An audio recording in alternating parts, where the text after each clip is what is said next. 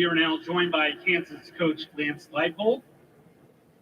Coach will start with an opening statement. Again, after the opening statement, we'll open it up for questions. So please raise your hand if you have a question. Coach? Thank you. Thank you, everyone, for being here today. I guess first I'd like to welcome our new additions to our conference. I think it's been said many times today, the balance from top to bottom in the Big 12, what it was last year, and I know we've added even more strength to make this the most exciting conference in Power 5 football. Last year was an exciting year for us to take a big step forward as a program, getting off to a good start, getting bowl eligible for the first time in over a decade, battling back in a highly competitive bowl game, showed the resiliency of our team, and we're excited to take another step this year, using that end of the season towards motivation, of course, to get us be the consistent bowl team we want to be, and find a way to turn that into victory. I'll open it up now for questions. All right, we'll open up for questions. Remember to state your name and affiliation. To the right center, second row.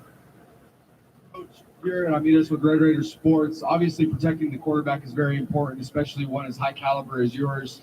You go and add Logan Brown out of Wisconsin. What kind of dynamic does he bring to your offensive line? Well, Logan was a highly touted player out of high school, played a fair amount at Wisconsin. We look for Logan to add to our offensive line that already returns 4 starters. The thing I like about where we're at holistically as an offensive line is, A, the experience amount of starts that we have returning, the amount of depth that we have now with not just Logan, Spencer Lovell's a transfer from Cal. Kobe Baines joined us last August from Louisville.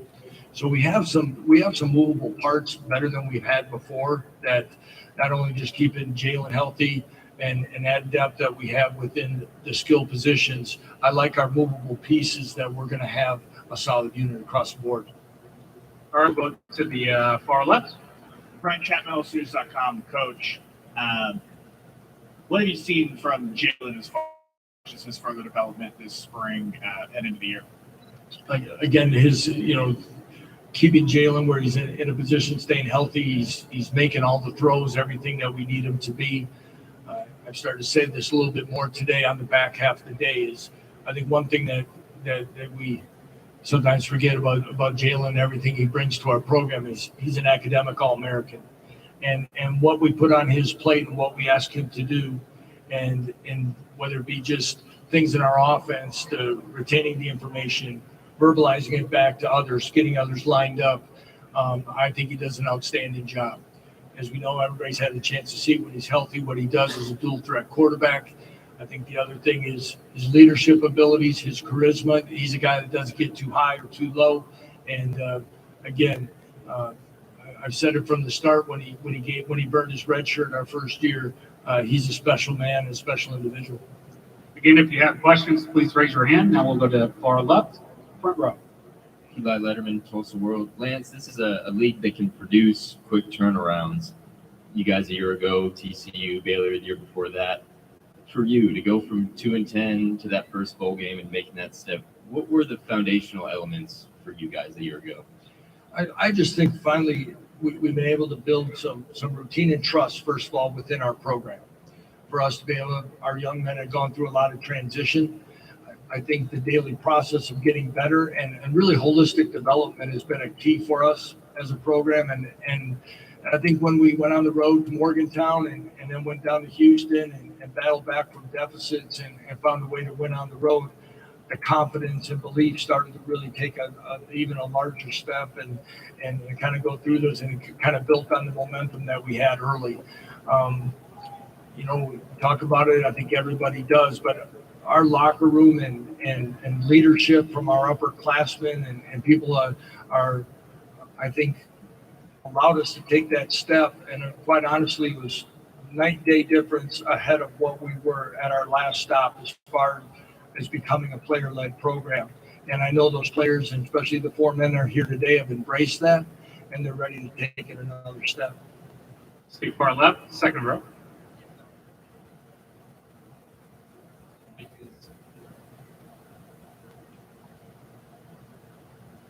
Got you, Blair. Sorry about that. Blair up with Kansas City Star. Had to manage expectations. Have you had to manage expectations? Yeah, the same thing. You want expectations. This program hadn't had many expectations of late, and so embracing those, but keeping them in balance. But I think any program at any state is you have to focus on where you're at the moment, and making sure you don't get too far ahead of yourself. And we can't spend, no offense to anyone, we can't spend a lot of time reading all the positive things you're going to say, because all of a sudden we're not staying focused on what we need to at the moment to get better. And I think this group gets it. But at the same time, for a program like Kansas, we need to embrace some of those things of expectations and the positivity that's surrounding our program. We'll go far right, back row. Jackson Schneider, 1150 KSAL. Coach, to speak on kind of what you just talked about a bit, can you tell us what the investments the university is making in your program mean for the trajectory of what you're trying to build, and talking about, future stadium plans, renovations to the locker room, things like that? Well, it means the world to what we've been able to, make some positive steps on the field, in the standings, all those things. And with my discussions with Travis Goff and Chancellor Girard, and we talked, a lot of people talk about what they want to try to get done. Those two men led it in us in a position now that we're going to get those things done and moving quickly. It was important to me that we were going to be able to do some things that the current players that have helped turn this thing into a positive direction would get some benefit from. So right after spring practice, we were working on the renovations of the locker room, as you alluded to, in the weight room, and hopefully they will be completed by August 1. Stadium announcements and things like that are in the works, and those will be released, I think, in the near future. And those are exciting because, Kansas was behind on those things. I don't think everyone knows that, and we're putting ourselves in a position that we've made that type of commitment, and we can be sustainable in the Big 12 Conference. We'll go far left, second row. Hey, Lance over here. Here you go. Kel Chaminette with the Wichita Eagle and Kansas City Star. Your running back, Devin Neal, has proven already he's a pretty talented player in this league, but what do you think is the next step for him? What do you think he can do better this season?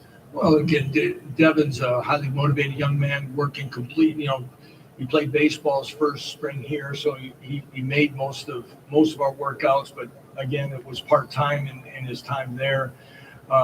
His dedication and understanding holistically some things offensively. He's continued to work as a receiver. He blitz pickup, all those things you need to be a complete back. I think as we continue to evolve what we do offensively, again, understanding different things, and he continues to work on, and we'll do that. He's been outstanding for us and on and off the field in his 2 years here. And also with what he does, we also need a healthy Daniel Highshaw with him to complement, because when those two were together at the beginning of the season, that's a pretty good duo. All right, center right, second row. Cole Thompson, FanNation.com. Lance, good to see you again.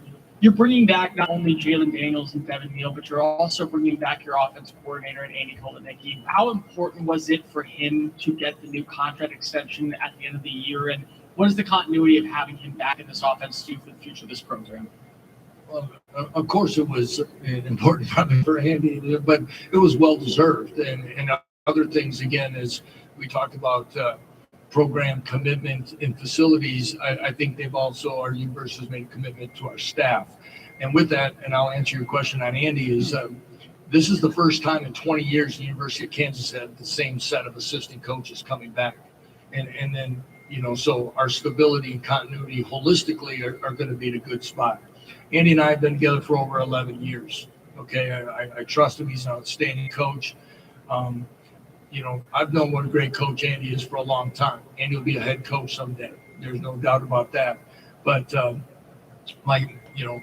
asked the administration of what my thoughts were for Andy and where it would be in salary. But I don't know many coordinators that are getting 5-year contracts, and that shows my faith in him. But also I believe but what he's earned as well.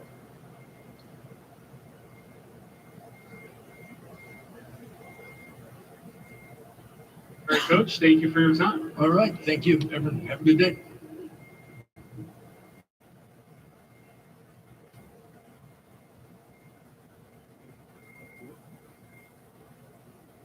Baylor Coach Dave Aranda will begin at 2:35. Just a reminder, tonight's reception will be on the field beginning at 5 p.m. That'll be after the team breakouts, which start at 4:05.